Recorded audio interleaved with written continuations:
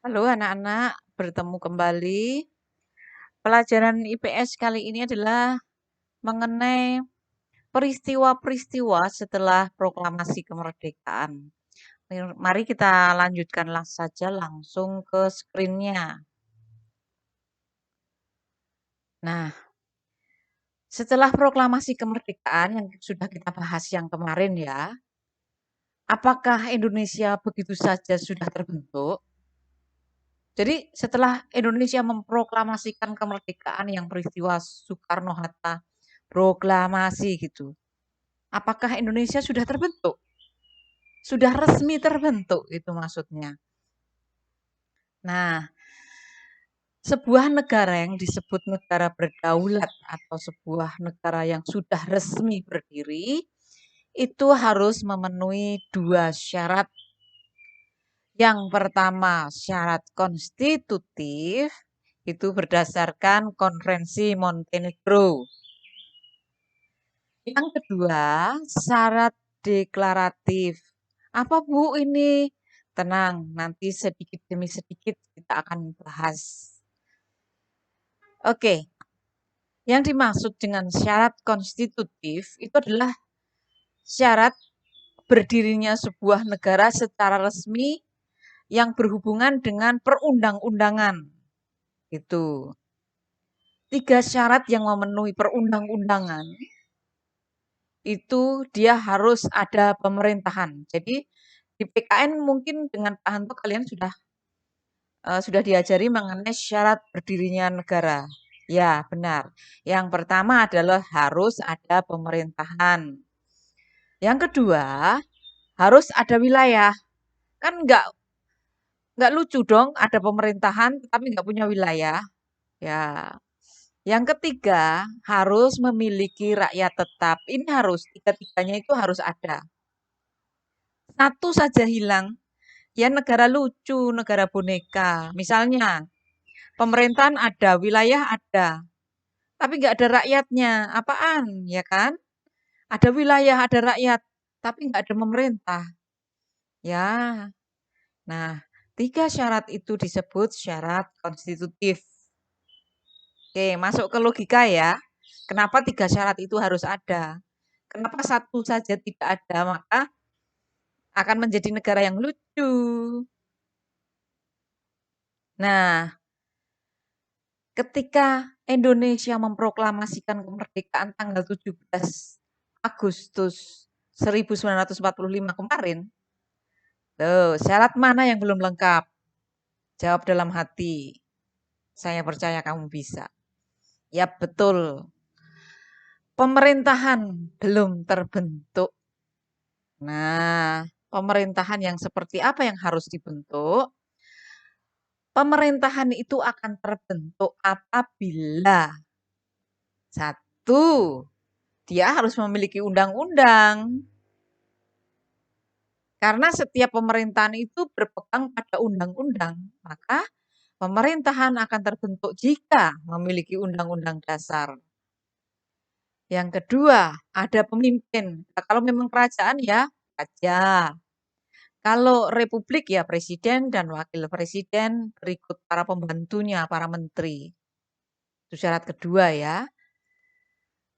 Syarat ketiga, memiliki lembaga negara atau setingkat MPR, DPR.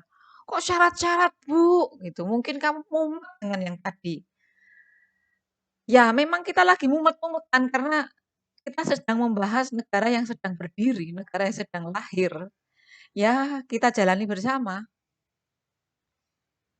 Nanti tinggal screen-nya kalian kalian perlambat, kemudian kalian catat sendiri.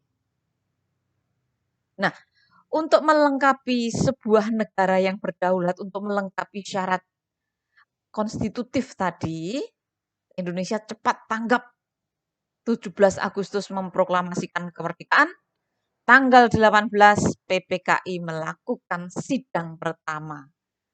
Hanya dalam tempo sehari, hasilnya sudah ada. Yaitu yang pertama adalah mengesahkan Undang-Undang Dasar 1945. Masih ingat kan Undang-Undang Dasar ini Dibuat oleh siapa?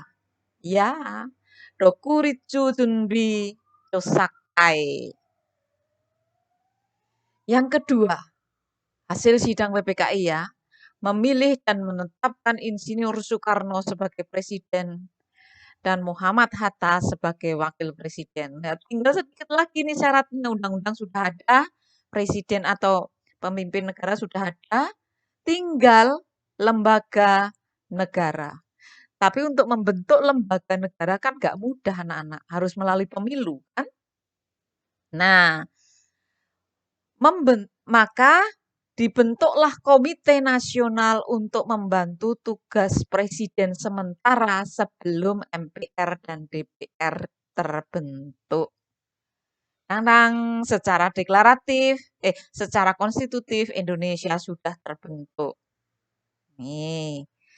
Nah, kesimpulannya berarti wilayah Indonesia kan syarat tadi kan wilayah.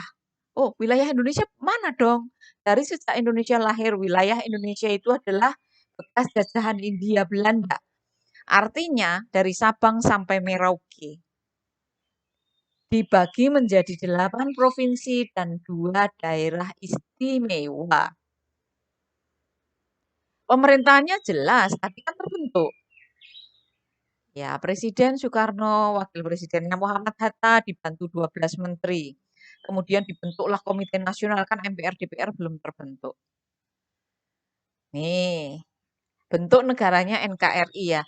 Ibu sengaja taruh di situ dikasih ibu kuning NKRI, Negara Kesatuan Republik Indonesia. Ini sangat penting untuk pelajaran berikutnya. NKRI. Maka sampai sekarang kan ada simbol NKRI harga mati. Ya, karena memang NKRI adalah bentuk negara sejak proklamasi kemerdekaan. Lalu bagaimana dengan syarat deklaratif?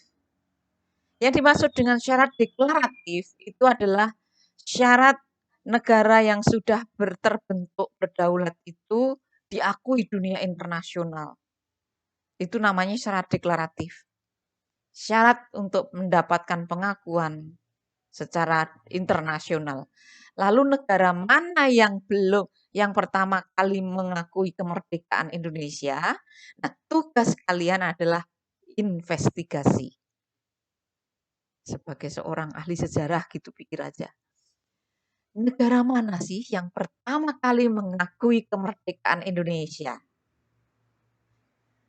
Soal nomor 2, soal investigasi. Sekutu kan menang melawan Jepang pada akhir Perang Dunia Kedua. Lalu apa yang dilakukan sekutu terhadap wilayah Indonesia?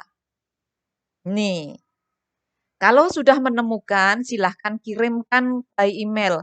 Ini tidak akan Ibu nilai karena kemarin sudah ada nilai dan kalian agak tertekan. Saya hanya mencoba untuk sampai di mana kemampuan investigasimu. Tunjukkan bahwa kalian mampu. Begitu kamu menemukan jawaban, apapun jawabanmu, kirimkan by email.